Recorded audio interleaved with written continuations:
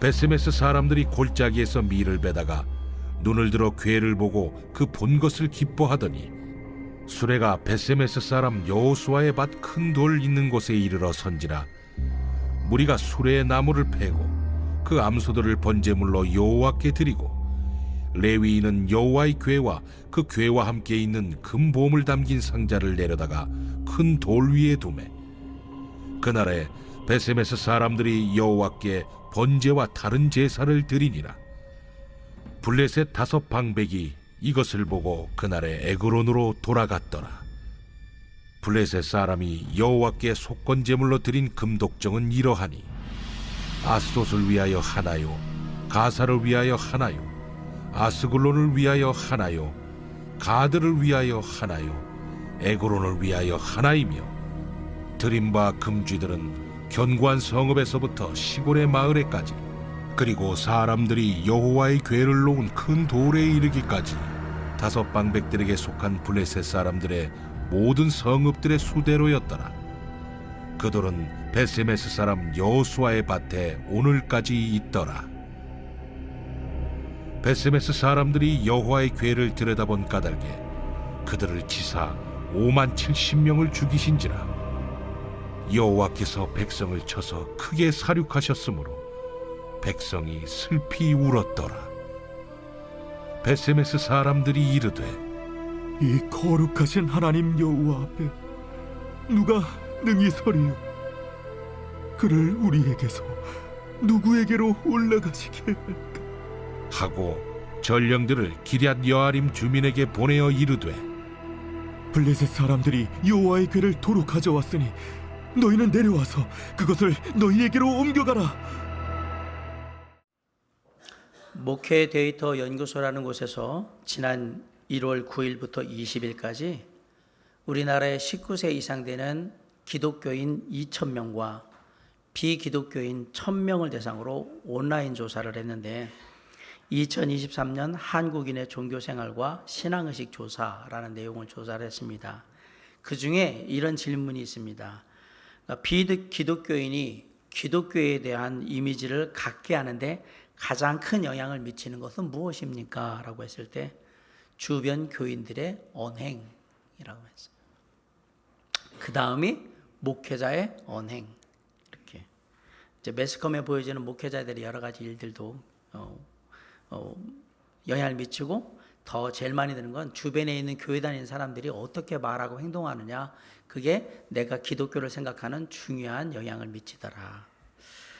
그러면서 한국 교회 일반 성도들이 가진 가장 큰 문제점이 뭡니까? 라고 물어봤는데 거기에 신앙과 일상생활의 불일치, 신앙과 생활이 안 맞는다 이 얘기죠. 그게 제일 큰 거였어. 솔직히 너도 안 믿는 하나님을 왜 나한테 믿으라 그러냐. 네가 하나님 믿고 천국 갔다 그러면 나는 천국을 10번도 더 갔다 왔을 것이다. 교회라는 데가 성도들 헌금 모아가지고 땅 사고 건물 짓는 데지 뭔 다른 거 하는 게 뭐가 있냐. 맨날 그런 것만 하고 있지. 의외로 이런 사람들이 주변에서 하나님과 하나님의 몸된 교회와 또 하나님의 자녀들을 모욕하고 조롱하고 비난하는 사람들이 주변에 의외로 많습니다. 그럼 지금만의 일이냐? 아니요. 이게 이전에도 있던 일입니다. 블레셋이 이스라엘과 전쟁을 했습니다. 그리고 전쟁에 승리해서 그 전쟁의 전리품으로 하나님의 언약궤를 가지고 왔는데 그 언약궤를 다곤의 신전에다 놨는데 다곤 신상이 그 다음날 다 파괴가 됐고요.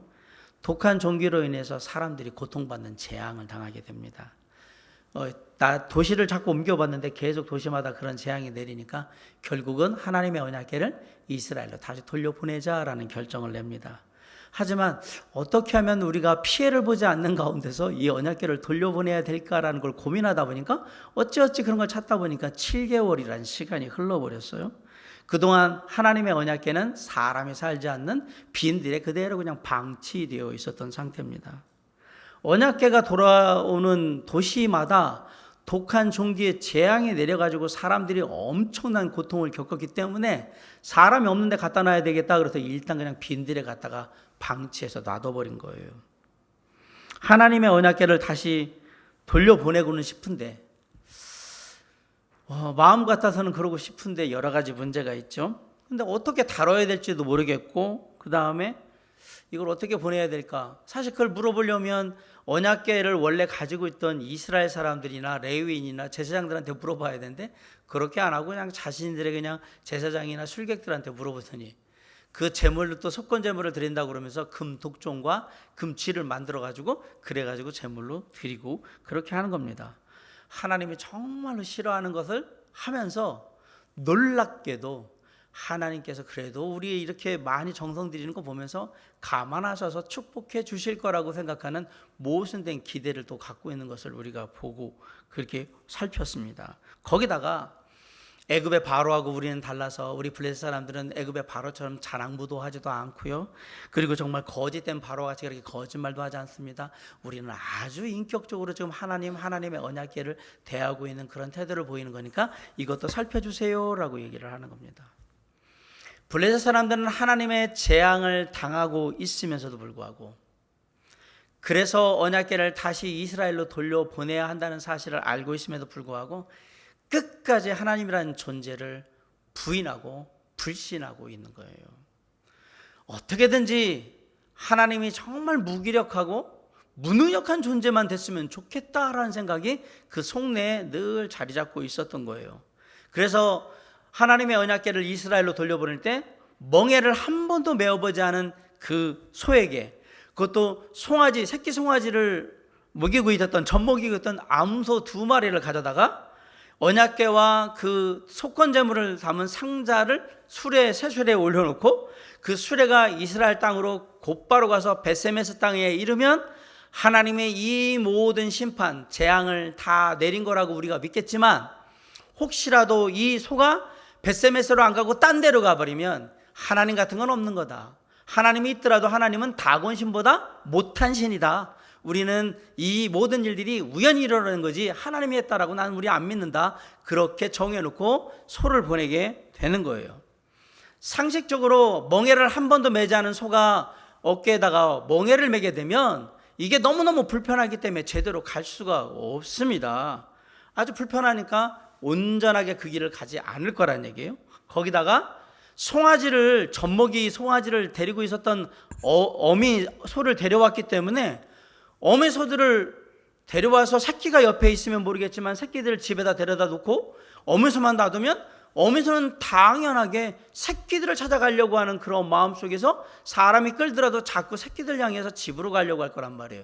그러면 길길이 낚이게 뻔하고, 그리고 놔두면 바로 새끼들이 있는 집으로 향해 갈 거기 때문에 벳세메스로는 절대로 똑바로 못 간다라는 것을 블레셋 사람들은 다 알고 있었습니다. 블레셋 사람들은 독종의 재앙으로 인해서 너무 큰 고통을 당한 것은 힘든데, 그럼에도 불구하고 하나님이 이걸 했다라는 것을 인정하고 싶지도 않고 하나님이라는 존재를 받아들이고 싶지도 않았던 거예요.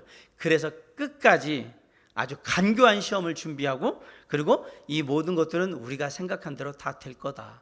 바꿔 얘기하면 벳세메스로 제대로 가지 못할 거다. 그래서 우리가 말할 때 하나님 같은 건 없어. 하나님이 있다고 해도 능력이 아주 안 돼. 그렇게 얘기할 수 있는 것을 우리가 갖게 될 거라고 생각하면서 이 일을 벌인 거예요.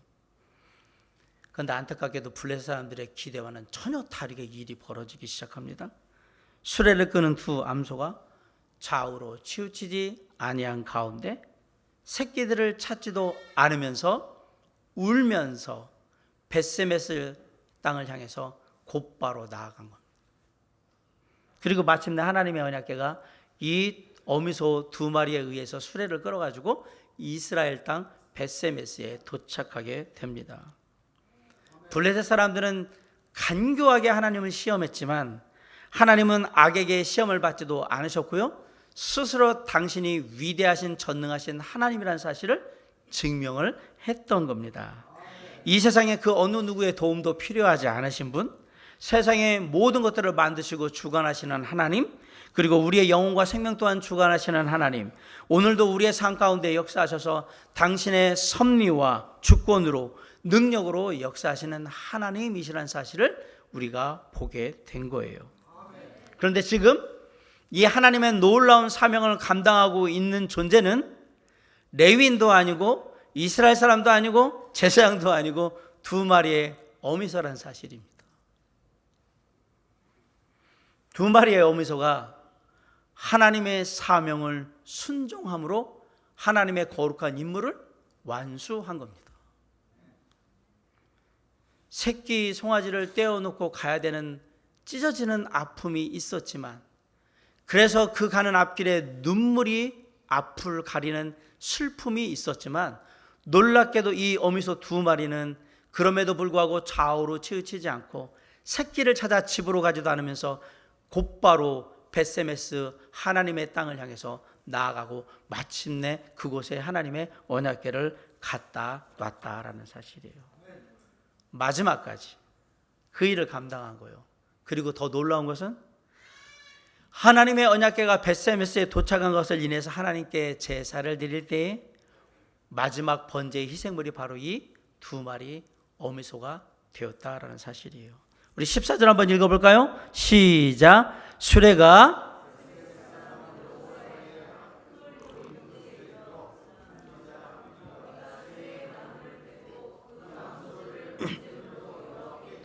네, 이스라엘이 죄악을 범하고 회개하지 않았고 그들이 하나님의 성 언약궤에 대해서 무책임하고 무기력했는데 불구하고 아무런 잘못을 하지 않은 암소 두 마리가 희생제물로 드려진 거예요.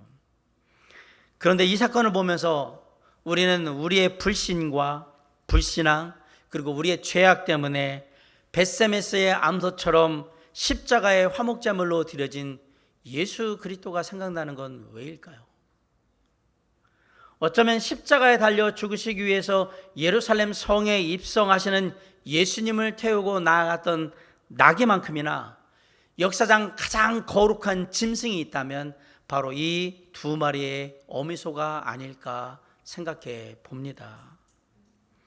이스라엘이 불순종하고 블레셋이 하나님을 불신할 때에 하나님께서는 오히려 짐승을 사용하셔서 당신의 거룩한 사명을 마무리 짓는 모습을 우리는 보게 되는 겁니다.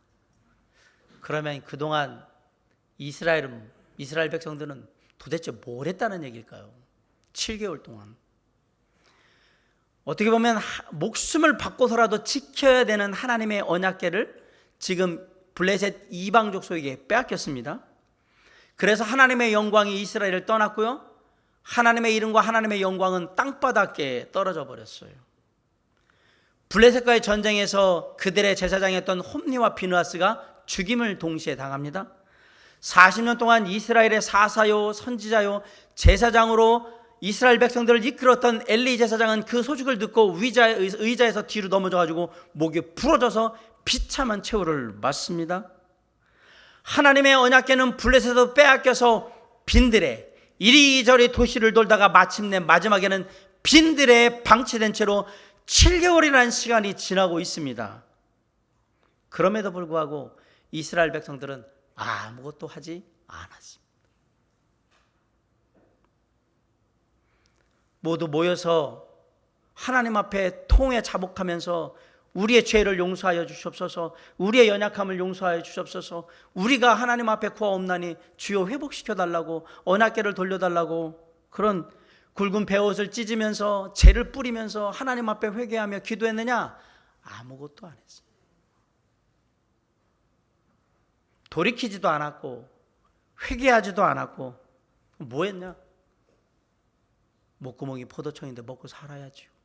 그거보다 나 먹고 사는 게 더 중요해요. 그거 하고 있었다는 걸 어떻게 알 수 있습니까? 13절 한번 읽어봅시다. 시작. 벳셈에서 사람들이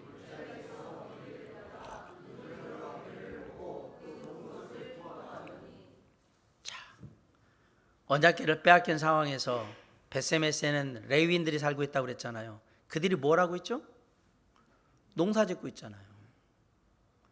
레위인들은 농사를 지을 사람들이 아니에요. 그들은 하나님의 성막, 성전, 언약궤 이런 걸 관리하는 사람들이지 농사 짓는 사람들이 아니에요. 그럼 뭐예요? 다 빼앗겨놔서 그래도 먹고는 살아야지요. 그리고 농사 짓고 있잖아요. 레위인이 이 모양이면 나머지 백성들은 안 봐도 뻔한 거죠, 삶이. 저는 먹고 살기 위해서 뭔가를 하고 있다는 걸 지금 뭐라고 얘기하는 게 아니고, 그 전에 먼저 해야 할 것을 하지 않고 그 일을 하고 있기 때문에 지금 뭐라고 얘기하는 거예요. 먼저 해야 할 일을 하지 않았단 말이에요.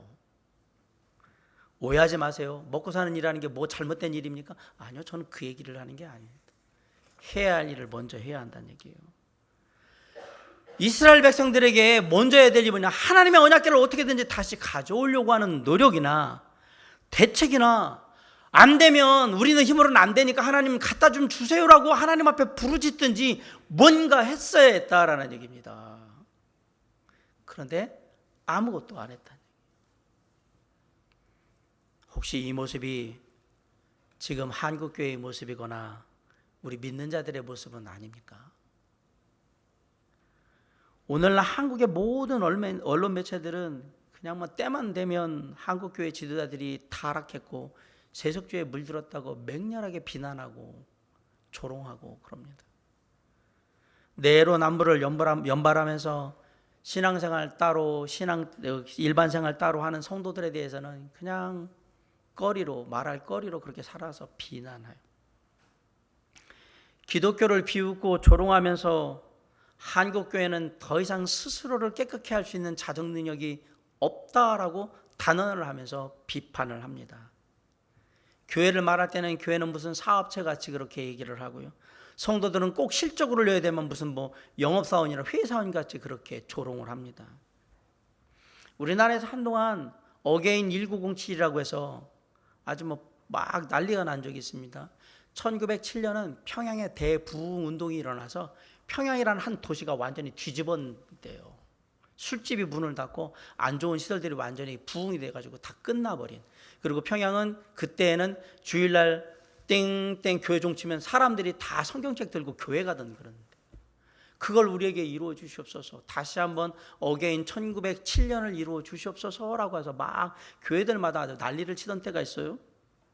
최근에는 지난 6월에 1973년도 여의도 광장에서 있었던 빌리그레엄 전도대 대회 50주년 기념대회 한다고 그러면서 다시 한번 이 땅에 성령의 불이 임하기를 간절히 원합니다. 체험하기를 원합니다. 막 그런데 저는 그러면서 그분들이 얘기하는 것들을 들으면서 마음이 무너져 내렸어요.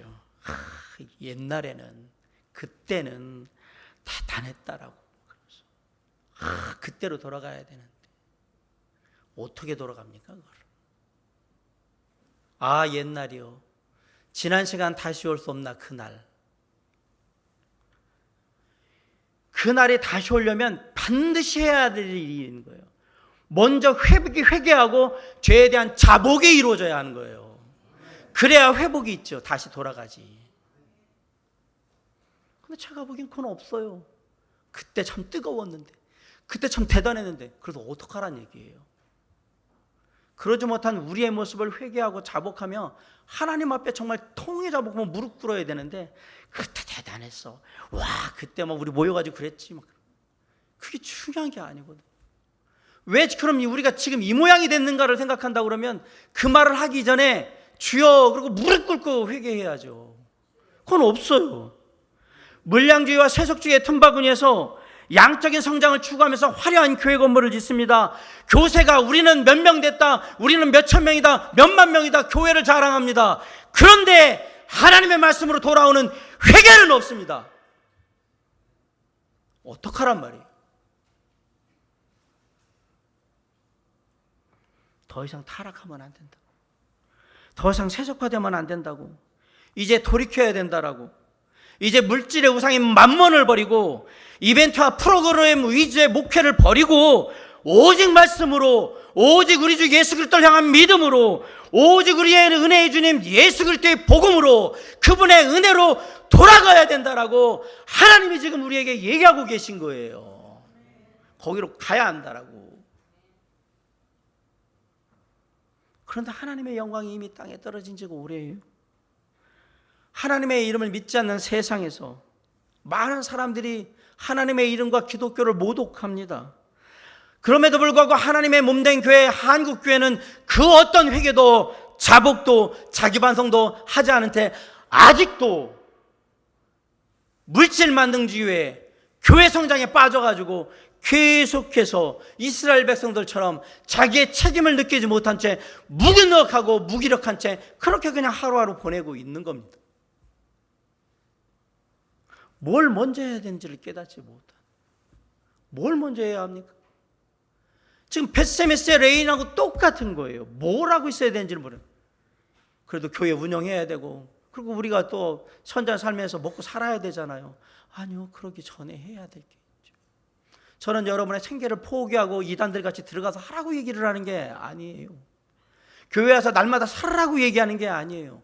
우리의 마음 가운데 지금의 이 상황은 정말 하나님 앞에 진심 어린 마음으로 깊이 회개하고 자복하는 그 시간이 먼저 이루어져야 한다라고 얘기하는 겁니다. 지금의 이 상황이 얼마나 안타깝고 얼마나 아픈 상황입니까? 지금이라도 돌이켜야 합니다.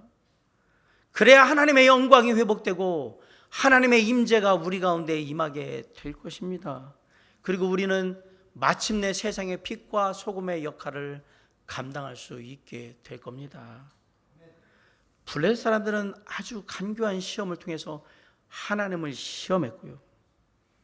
하나님의 존재를 인정하지 않으려고 했지만 결국 하나님의 언약궤는 이스라엘 땅으로 온전히 돌아가게 됩니다. 언약궤가 돌아왔다라는 얘기는 하나님의 임재가 이스라엘에 회복됐다라는 얘기하고 똑같은 얘기가 되는 거예요. 그러니까 벳세메스 사람들은 하나님의 언약궤 수레가 들어오는 걸 보면서부터 우와, 언약궤가 돌아온다고 크게 기뻐했던 거예요. 너무너무 좋죠. 빼앗겼던 언약궤가 그냥 제 발로 지금 돌아오고 있는 거잖아요. 하나님의 언약궤는 하나님의 임재뿐만 아니라 하나님과 이스라엘 백성들이 어떤 관계인지를 밝혀줘요. 지금 제가 무슨 궤라고 자꾸 부르죠? 언약궤라고 부르잖아요. 약속의 상자예요. 바꿔 얘기하면 이 약속은 하나님과 이스라엘 백성들 향한 약속이에요. 내가 너희를 택하였고 내가 너희들을 사용하며 너희를 축복하겠다는 하나님의 약속이 들어있는 궤인 거예요. 그걸 상징하는 거예요. 이 언약궤 안은 10계명의 두 돌판과 아론의 쌍난 지팡이와 그리고 우리가 아는 만나를 담은 항아리가 담겨 있습니다. 어마어마하게 중요한 겁니다. 아까 제가 말했잖아요. 이건 목숨하고도 바꿀 수 없는 엄청나게 중요한 거라고. 그래서 이스라엘 백성들이 다른 곳으로 이동을 할 때는 항상 광야에서도 그렇잖아요. 제일 먼저 레위인들이 언약궤를 메고 그리고 하나님의 언약궤를 맨 앞에 두고 그렇게 이동을 했던 거예요. 왜? 하나님이 우리와 함께 하신다. 하나님의 능력이 우리를 보호하신다라는 걸 상징하는 게 뭐였냐면 언약궤였던 거예요. 그게 돌아왔어요. 그렇기 때문에 그렇게 소중하고 정말 귀한 언약궤이기 때문에 아무나 함부로 막 언약궤를 만지거나 들거나 하지 못하도록 그렇게 했다간 다 죽으리라. 이게 모세 율법이었던 거예요. 함부로 만지지 말아라. 니들이 그렇게 함부로 할 게 아니야 라고 얘기를 했던 거예요. 그런데 이 언약궤로 말미암아 엄청난 일이 벌어집니다. 언약궤가 놀랍게도 다윗이 언약궤를 예루살렘으로 가져갈 때까지 처음 도착한 데가 어디예요? 벳세메스잖아요. 그럼 벳세메스에 있어야 되는데 벳세메스에 있지를 않았습니다. 어디에 있었느냐? 벳세메스와 예루살렘 중간에 기럇 여아림이라는 곳에 아비나답의 집에 20년 동안 그렇게 방치가 됐다.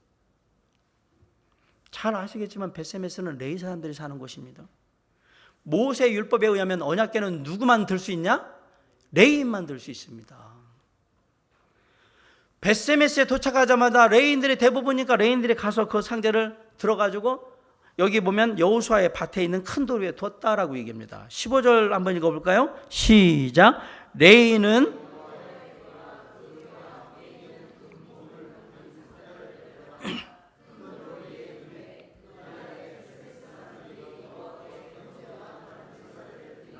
네, 18절에는 그 돌은 벳세메스 사람 여호수아의 밭에 오늘까지 있더라. 그 언약궤 내려놨던 돌이 지금도 여호수아의 밭에 있다라고 되어 있습니다.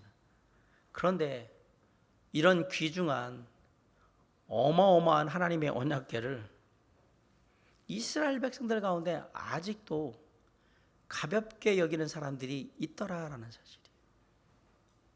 벳세메스의 사람들 중에 하나님의 율법을 어기고 하나님의 말씀을 어기고 함부로 언약궤를 들여다본 사람이 있는 거예요.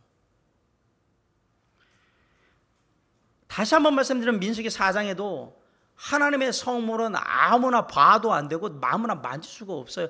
허락된 사람이 아닌 사람이 보거나 만지면 그냥 그 자리에서 즉시 죽는 거예요. 이게 하나님의 율법이에요. 특별히 지성소에 있는 증거궤, 언약궤는 아무나 볼 수도 없습니다. 성막이나 성전에 들어가 있을 때는. 그건 누구만 볼 수 있냐면 대제사장만 정해진 날에 들어가서 볼 수 있는 거예요. 아무나 만지지도 못해요, 그거는. 근데 율법에 분명히 아무나 보거나 들여다보거나 만지거나 그러면 죽는다고 분명히 얘기했는데 여러 번 얘기했거든요. 이 사실은 이스라엘의 백성이라면 어린애가 아닌 이상, 갓 태어난 어린애가 아닌 이상 다 아는 사실이에요. 절대로 언약궤는 만지면 안 된다. 함부로 하면 안 된다. 저건 정해진 사람들만 들고 만지고 그러는 거다. 이게 마치 하와가 에덴 동산에서 금지된 선악과 따먹은 것처럼 이건 금지된 영역이에요. 근데 왜 사람들이 언약궤를 들여다봤을까요? 금지된 영역에 대해서 알고 싶은 강한 호기심. 야, 내가 선악과 따먹으면 어떻게 되려나? 이게 막 먹지 말아라보다 훨씬 더 강하게 온 거예요. 똑같아요. 이거 건들면 안 된다. 아무나 함부로 하면 안 돼. 이거보다 요 안에 진짜 여기 십계명 돌판 들어있나? 아론의 쌍난지팡이 있나? 만나도 있나? 항아리 있다는데? 이는 들여다보는 거예요. 하나님 보이는 걸 어떻게 해요? 눈에 보여서 보고 싶은 걸. 솔직히 조금 자세히 그냥 있나 없나 확인하려고 하는 거지 다른 의도는 없어요. 설마 한번 잠깐 봤다고 그거 갖다가 사람을 죽이고 그러시면 에이 그럼 섭하죠. 하나님이 그렇게까지 한 번 그거 봤다고 죽이고 그러면 누가 하나님을 믿어요? 이게 이스라엘 백성들의 영적인 상태고 벳세메스에 있는 레위인들의 영적인 상태이며 지금 우리의 영적인 상태일지 모릅니다. 하나님의 말씀을 가볍게 여기고 그냥 넘어간 거예요. 거기에 하나님이 화가 나셨어요. 그래서 그들을 칩니다. 19절 다시 읽습니다. 시작. 벳세메스 사람들이 여호와의 궤를 들여다본 까닭에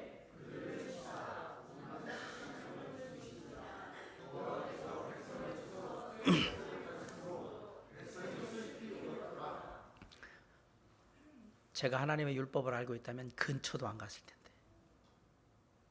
뭐야? 봤어? 나도 한번 보자 이러고 가다가 다 죽은 거예요. 그렇죠. 하나님의 언약궤를 이스라엘 백성들은 한낱 승리의 부족으로 언약궤만 가져오면 전쟁에 승리한다. 그렇게 해가지고 블레셋과 전쟁에서 하나님이 역사하지도 않는 전쟁 해가지고 졌잖아요. 지금도 여전히 하나님의 언약궤를 가볍게 여기고 있는 거예요. 이런 사람들에게 하나님이 준엄한 심판을 내리는 건 당연한 일입니다.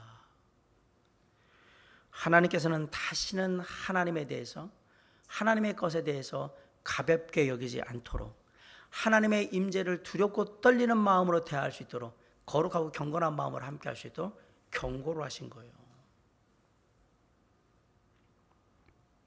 그러자 하나님의 진노의 그 모습을 보게 되자 사람들이 슬피 울면서 기랍 예아림 사람들에게 이거 가져가. 참 이것도 참 웃겨요. 여기 벳세메스 사람들이 누구라고 했죠? 레위 사람들이에요. 누가 지켜야 돼요? 지키려면 자기네들이 지켜야 되네. 이거 가져가. 재수 없어. 재수 없잖아요 지금. 저는 이 말씀을 준비하면서 레위인들이 언약궤가 재수없다고 이거 부정타고 이거 불길하다고 다른 사람한테 가져가라. 이게 말이나 되는 얘기냔 말이에요 이게.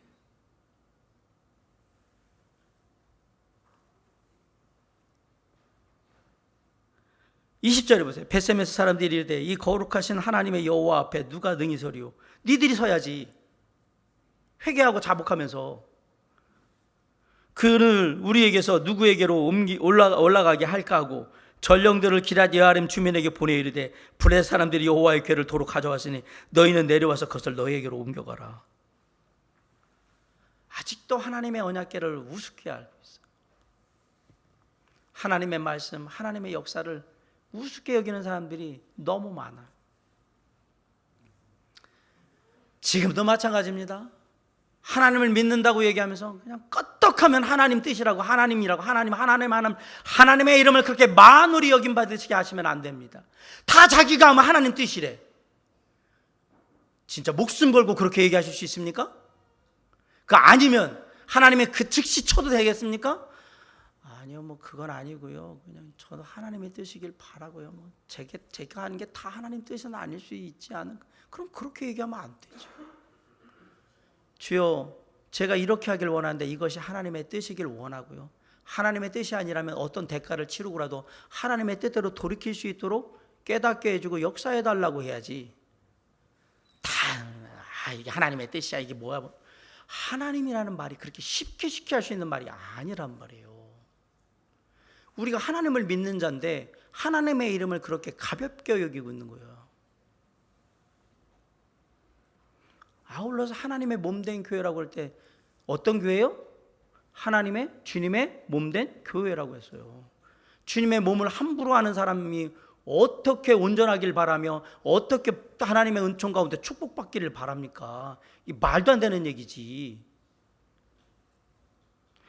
야, 교회, 아이고, 아무개 형제, 아무개 자매 보니까 막 짜증난다. 교회가 왜 이 모양이야? 막 그럴 수 있어요. 교회에도 부족함, 연약함, 어리석음이 있기 때문에 성도들이 다 그럴 수 있어요. 그러나 이 모임은 주님의 몸된 교회입니다. 함부로 그렇게 말할 때가 아니란 얘기입니다. 그리고 그렇게 말하는 당신도 여기에 부족함과 연약함을 플러스 1 하고 있는 존재라는 사실을 잊으시면 안 됩니다. 제가 얘기했잖아요. 당신이 다른 교회로 가면 온전하던 교회도 당신 때문에 안 좋은 교회 된다고. 내가 완전해서 세상에 완전한 교회는 없어요. 몸된 교회를 함부로 얘기하시면 안 돼요. 아울러서 목사가 잘나든 못나든 함부로 얘기하시면 안 돼요. 어쨌든 하나님이 세운 사람이에요. 하나님이 알아서 하실 거예요. 업신여기거나 무시하거나 그러시면 안 됩니다. 아이고, 목사 뭐 맨날 돈만 받기고 사기꾼 같더구만. 그런 사람도 있겠죠. 걱정하지 마세요. 주님이 알아서 주님의 나라에서 다 그 대가 치르도록 할 테니까 여러분보다 훨씬 많이 치를 거예요. 제가 걱정하지 마세요. 그거 다 보실 거예요. 아마 어떤 목회자들이나 당로들은 하나님의 몸된 교회가 자기 것이냐 그냥 막 그렇게 아나무인격으로 온갖 횡포와 만행을 부리는 사람들도 많습니다. 여기 내 교회야. 내가 이 교회 세우려고 얼마나 많이 고생했는데 누가 나한테 이래라 저래라 얘기해. 내 헌금 내가지고 세운 교회야. 이게 뭐예요? 이게 하나님을 아주 가볍게 여기는 자들의 만행이에요. 이게 하나님 그럼 이런 사람들을 어떻게 하시느냐? 하나님이 즉각적으로 심판 안 하십니다. 그래, 계속해 봐라. 계속해. 나는 정한 때가 있거든. 다 모아서 한 방에 끝내는 겁니다. 우리한테 기회는 언제냐? 그렇게 만행을 저지르다 빨리 깨달아서 그냥 무릎 꿇고 싹싹 빌어야죠. 주님 잘못했습니다. 제가 잘못 생각 이래야 되는데 놀랍게도 이렇게 만행을 저지른 사람은 끝까지 가더라고요. 그럼 끝까지 가면 하나님이 어떻게 하시는지 한번 보세요. 자보세요. 블레셋 사람들한테 아주 뭐 기구만장하고선 다곤 신전에 갖다 놓으니까 다곤 목 부러뜨리고 다 손목 다 잘라가지고 그냥 갖다 엎어서 패대기 쳐버리잖아요. 그리고 어떻게 했어요? 도시마다 독한 종기의 재앙으로 하나님이 확실하게 심판하잖아요. 나 하나님이야. 내가 너희들한테 만만해 보이니? 네가 우스워 보여? 보여주잖아요. 그럼 그 하나님이 우리한테는 어떻게 할 것 같아요? 하나님을 만만하게 하고 우습게 보고 가볍게 보는 우리가 그렇게 본다면 하나님은 어떻게 할 거라고 생각하십니까? 블레셋을 심판하실 때 우리를 심판하실 겁니다. 하나님 앞에 온전히 설 수 있는 다른 길은 없습니다. 오직 한 길, 우리가 하나님 앞에 온전히 은혜로 설 수 있는 그 길은 주 예수 그리스도 한 분밖에 없어요. 미가서 6장 8절에 사람아 주께서 선한 것이 무엇임을 내게 보이셨느니 여호와께서 내게 구하시는 것은 오직 정의를 행하며 인자를 사랑하며 겸손하게 내 하나님과 함께 행하는 것이니라. 하나님의 영광이 회복되고 하나님의 임재가 우리 가운데 있기 원한다면 답은 딱 하나, 우리 주 예수 그리스도 그분밖에 없습니다. 나머지 해봐야 다 소용이 없어요. 십자가에서 우리의 죄를 위해서 찢겨 돌아가셨던 예수 그리스도, 그리고 죽음을 이기시고 영광 가운데 부활하신 예수 그리스도, 그분이 하나님의 영광의 본체기에 그분 앞에 나아갈 때 우리는 온전할 수 있는 거예요. 빌립보서 2장 5절로 8절에 너희 안에 이 마음을 품으라 곧 그리스도 예수의 마음이니 그는 근본 하나님의 본체시나 하나님과 동등됨을 취할 것으로 여기지 아니하시고 오히려 자기를 비워 종의 형체를 가지사 사람들과 같이 되셨고 사람의 모양으로 나타나사 자기를 낮추시고 죽기까지 복종하셨으니 곧 십자가에 죽으심이라. 이스라엘에서 하나님의 영광이 떠났습니다. 언약궤를 탈취당했습니다. 똑같아요. 우리 주 예수 그리스도께서 십자가에서 죽임당하셨고 모욕과 수치로 십자가에 달려 죽으셨어요. 그런데 끝난 게 아니에요. 주님께서 마침내 사망의 권세를 이기시고 죽음에서 부활하셨습니다. 죽기까지 낮아지셨다가 영광 가운데 부활하신 예수 그리스도, 모든 이름 위에 뛰어난 예수 그리스도, 지극히 존귀하신 그분의 이름 예수 그리스도, 그분만이 길입니다. 빌립보서 2장 9절로 11절에 이러므로 하나님이 그를 지극히 높여 모든 이름 위에 뛰어난 이름을 주사 하늘에 있는 자들과 땅에 있는 자들과 땅 아래에 있는 자들로 모든 무릎을 예수의 이름에 꿇게 하시고 모든 입으로 예수 그리스도를 주라 시인하여 하나님 아버지께 영광을 돌리게 하셨느니라. 그러한 우리의 하나님 예수 그리스도를 향해서 사도 바울이 이렇게 외쳤어요. 빌립보서 1장 20절로 21절에 나의 간절한 기대와 소망을 따라 아무 일에든지 부끄러워하지 아니하고 지금도 전과 같이 온전히 담대하여 살든지 죽든지 내 몸에서 그리스도가 존귀하게 되게 하려 하나니 이는 내게 사는 것이 그리스도니 죽는 것도 유익함이라. 내 몸에서 존귀해지는 게 누구라고요? 그리스도라고 얘기하죠. 그 예수 그리스도께 날마다 겸손히 그리고 내 삶을 맡김으로 나아갈 때에 우리는 온전히 주님 앞에 설 수 있게 되는 겁니다. 사랑하는 성도 여러분, 살든지 죽든지 우리 몸에서 가장 존귀 여김 받으시며 나타내줘야 되는 것은 오직 우리 주 예수 그리스도 한 분밖에 없습니다. 우리의 하나님 우리 주 예수 그리스도는 그 어떤 사람에게 무시당하고 모욕당하고 조롱당하는 그러한 분이 절대 아니십니다. 우리 부모님들, 애들이 어떤 부모들이나 어른들이나 이런데 애들이 막 욕먹고 그래서 그러면 부모된 심정에서 그냥 우리 아이 욕먹고 우리 아이가 놀림당한다고 그냥 길길이 날뛰고 난리를 치실 텐데 죄송하지만 주변의 사람들이 예수의 이름을 함부로 부르고 조롱하고 비웃고 비꼬면 어떻게 하고 있습니까? 에이, 저 사람 저런 사람. 네, 그럴 수 있어요. 전 그들하고 싸우라고 얘기하는 게 아니에요. 누군가가 나의 주, 나의 구원자, 나의 하나님 예수 그리스도를 향해서 비웃고 조롱하며 막 무시하는 얘기를 하면 최소한 내가 그들에게 소리 지르며 싸우지는 않을지라도 내 마음에 찢어지는 아픔과 정말 여기 모든 것이 끊어지는 고통이 있어야 되는 게 맞는 거란 말이에요. 그게 하나님을 가볍게 여기지 않는 사람의 정상적인 모습인 거예요. 들어도 욕하고는 에이 뭐 다 그런 거지, 다 저렇게 욕하지.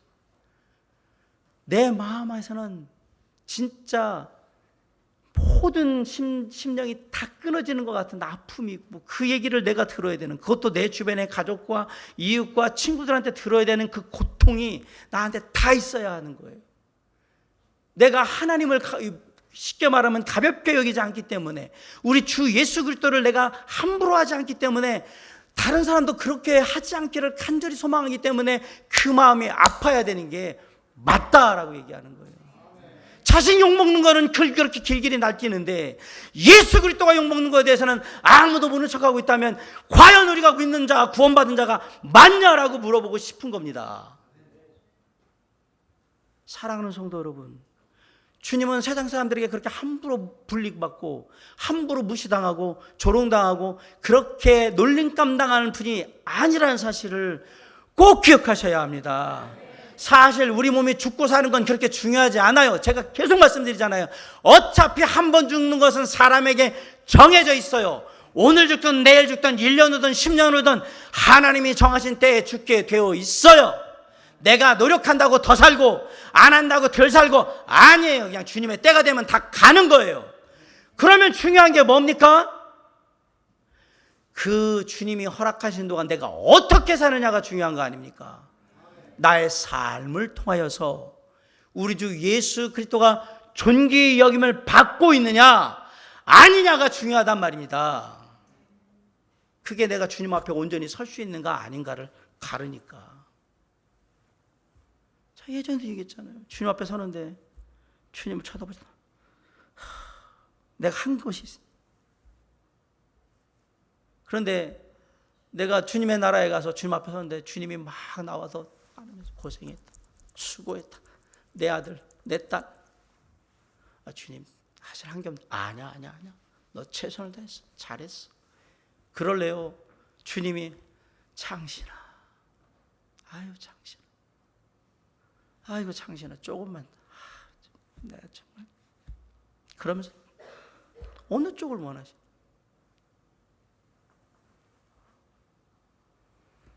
내 안에 우리 주 예수 그리스도께서 존귀의 여김 받고 있지 않다면 나는 지금 나태하고 안일한 신앙생활을 하고 있는 겁니다. 이제 그 모습을 버리셔야 합니다. 돌이켜 회개하셔야 합니다. 내 안에 하나님의 영광이 나타나며 하나님의 임재하심의 역사가 있는 것을 보여주셔야 합니다.